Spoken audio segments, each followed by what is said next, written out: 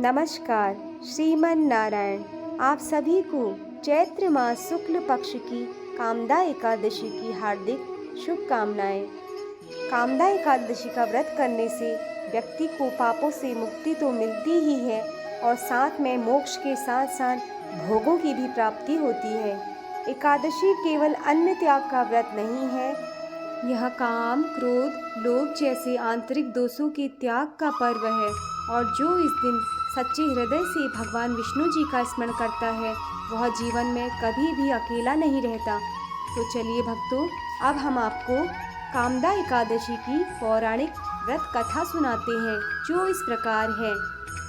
बहुत समय पहले की बात है, महाभारत काल में जब पांडव वनवास समाप्त कर चुके थे तो युधिष्ठिर महाराज ने भगवान श्री कृष्ण जी से निवेदन किया, हे मधुसूदन, कृपया मुझे चैत्र मास के शुक्ल पक्ष की एकादशी का महत्व और उसकी व्रत कथा विस्तार से सुनाइए।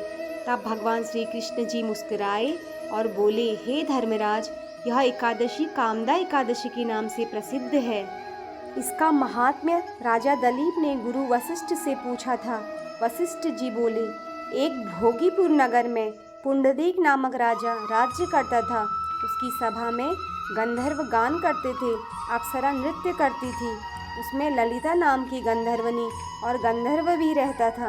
उनका परस्पर अति प्रेम था। एक दिन राज्य सभा में ललित गंधर्व गान कर रहा था। ललिता उसके सामने न थी। उसकी स्मृति में वह गाना अशुद्ध गाने लगा। किसी ने राजा के सामने चुगली खोली। राजा को क्रोध उत्पन्न हुआ। ललित को बुलाकर कहा, तुमने मेरी सभा में स्त्री की स्मृति कर अशुद्ध गाना गाया, इस कारण मैं तुम्हें श्राप देता हूँ। तू राक्षस बनकर कर्म का फल भोग। पुंडरीक के श्राप से ललित का मुख विकराल हो गया। 8 योजन उसका शरीर था, 2 योजन लंबी भुजाएं थी। उसके रोम मानो बड़े बड़े वृक्ष थे। नेत्र सूर्य चंद्रमा के समान चमकते थे। मद्रांचल पर्वत की तरह पेट था। भोजन मिलना मुश्किल हो गया। भूख से दुखी हो गया। उसकी स्त्री ने सुना तो वह भी वन में उसके पीछे विचरने लगी। उस वन में एक श्रृंगी ऋषि का आश्रम था। ललिता ने मुनि की शरण में जाकर अपने पति के उद्धार का उपाय पूछा।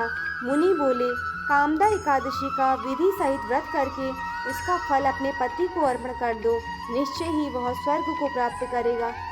अतः ललिता ने कामदा एकादशी का व्रत किया और रात्रि को जागरण किया, दीप जलाए, प्रभु के गुण गाए, प्रातःकाल ब्राह्मणों को दक्षिणा दी, भोजन खिलाया।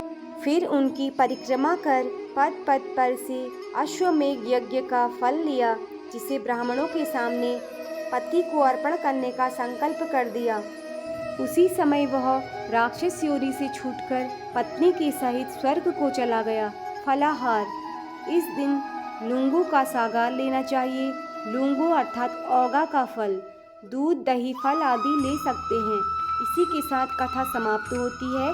श्री हरि विष्णु जी और लक्ष्मी माता की कृपा आप सभी पर सदा सर्वदा बनी रहे।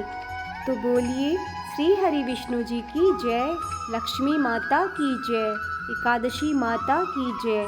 धन्यवाद। श्रीमन नारायण।